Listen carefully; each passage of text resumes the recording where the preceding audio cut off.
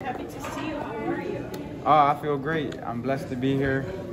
You know, I'm happy to be back at this type of event. This is as big as it gets, so it's a blessing. Your friend Laura yesterday mentioned that you would like to outbox him. Yeah, I mean, I would love to outbox the boxer. So, but if not, if it turns into a fight, then we're ready to fight. So I'm gonna be ready for whatever. Danny, what would this win mean for your career, man? You have one of the best resumes in the sport since you turned pro.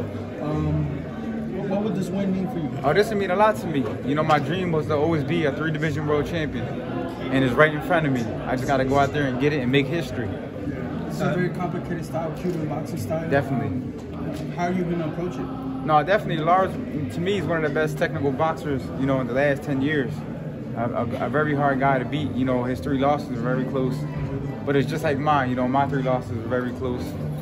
I just gotta go out there and set the tempo and beat Danny Garcia. You know, fight my fight and make things happen. You're used to fighting pretty consistently early on in your career. Then your second 2-year hiatus between fights.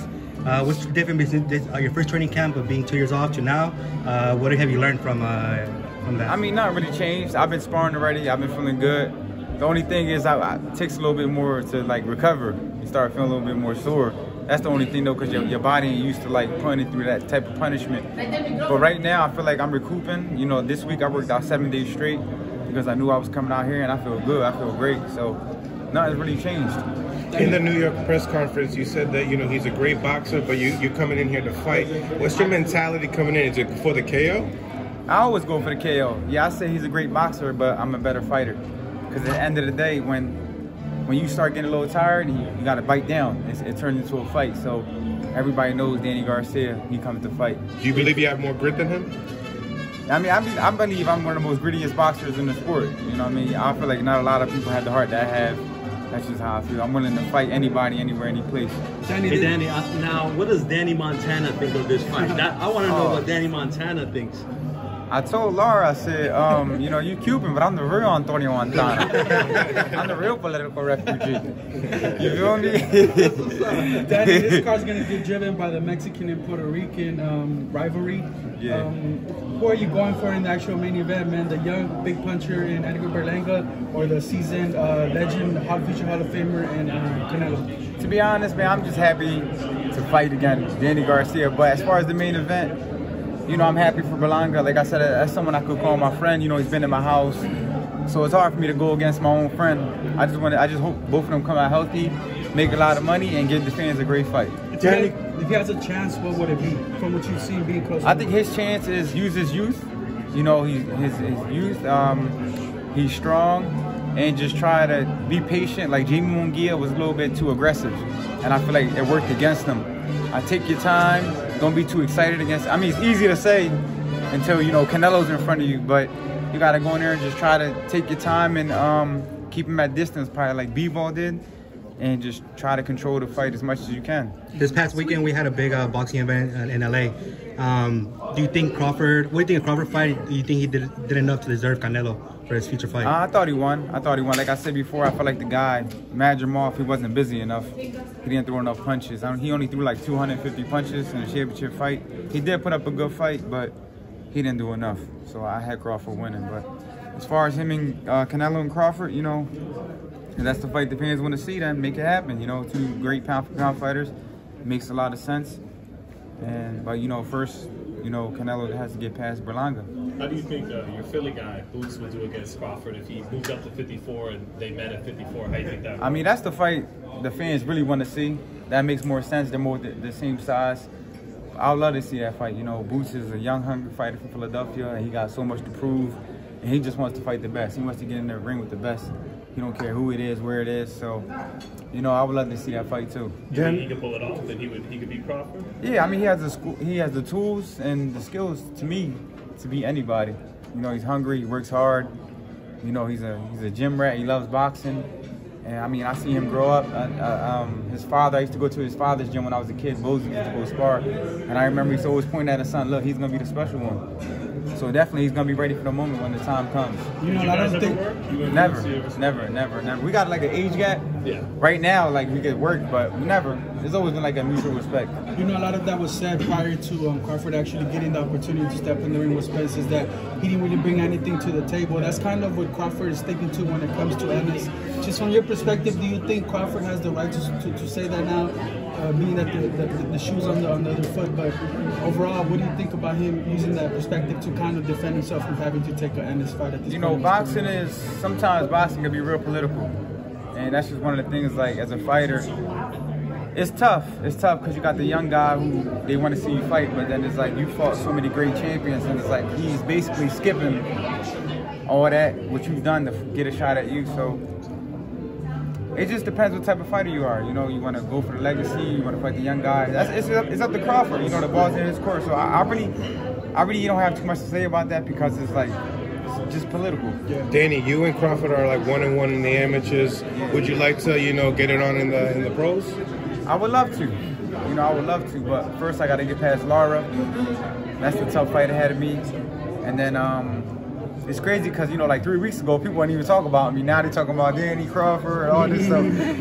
It feels good to be back, guys. Danny, it's like speaking of that, Danny, what you got left? How do you feel? You look good. We know that you look good. We always see the $1 million smile. Right. What does Danny Garcia have left for the fight game? I got everything left.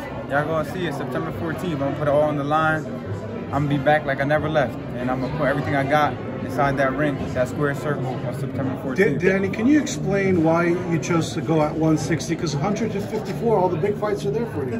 Well, at the moment, after I beat Benavidez in 2022, I agreed to fight Lara for the middleweight title, but I guess the Showtime thing, remember Showtime stopped doing boxing, so I got caught up in that political thing. But the fight was already made. I just had to wait. And the fight got made. Because at that time, I think Charlo had all the belts, and he had like a fight coming up.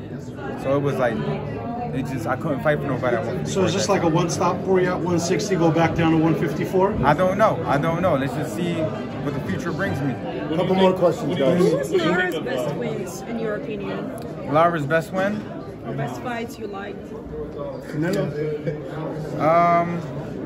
I mean, he's been looking good lately. But as far as a good win, he got some good wins, like in Gulo. I remember that fight. But then he got some tough losses too. So, I mean, I don't know. Shit, he ain't gonna beat me though. Would this be like your biggest win in your career? Because you've given us so many big wins and a lot of amazing moments, like when you knocked out Amir Khan, when you slayed the boogeyman, Lucas Matissa. What would you rank this win in terms of your resume? No, this will be amazing for me. You know, this will be my 3rd division. Lara's a great champion. I'm a great champion, and I feel like, you know, this will be like the icing on the cake for me. So this is like probably, for me, one of the biggest fights of my career because it means so much. It's my 3rd division. It's a chance for me to be in the history books for a 3-division champion. Pretty much you think this will put you in the Hall of Fame? I mean, I feel like I'm already in that run for that because of my run at 140 and I was the champion at 147. Plus my resume, I fought everybody. You know, I've been a big name in boxing for the last 10 years. So I feel like I'm already in that run, even if I didn't do this fight. But this right here would be no doubt. Like, there's no doubt in Danny Garcia. Danny, one of your biggest wins was in a Mexican holiday when you beat Lucas Matisse. Yeah. Is this as big as a fight for you and also in another Mexican holiday? Definitely. It's crazy because it's just to show you like how long me and Canelo have been around. Yeah. That was 2013. That was 2013 when he fought Mayweather and I fought Matisse on the undercard. And we're both here. He was happy to see you today. Oh yeah, definitely. I mean, I was happy to see him too. You know, I never really interacted with Canelo before, so that was a cool moment. I mean, he's always been respect. Puerto Rico, Mexico. Yeah, he's a great champion. I got nothing but respect for him. Who wins, him or Berlanga? Like I said, I just want to see a good fight. You know, Berlanga's my guy, and I just hope both of them come out healthy and rich. A couple years ago, there was a meeting when you were speaking Spanish. Yeah, que sí, no? It got better. Un poquito más. You know what I'm saying? But I'm gonna tell you what's crazy. Media are asking you, hey, what do you gotta run? Make sure you get your one. Thank you. But I understand. A lot of people don't know. I understand everything. But I was born and raised in Philly, so when I went to school, like my friends were black and white, so I didn't go to like a Puerto Rican school. The only person that spoke Spanish is my grandma and my grandpa. And when they passed away, like I never heard Spanish ever again. That's why I really can't speak Spanish. A lot of people are like, how you Puerto Rican but can't speak Spanish? That's most Latinos. And then I tell them this, I say, but it's the same way a Puerto Rican comes to America and can't speak English. You know, so it's just like it's where you from. You can't control that.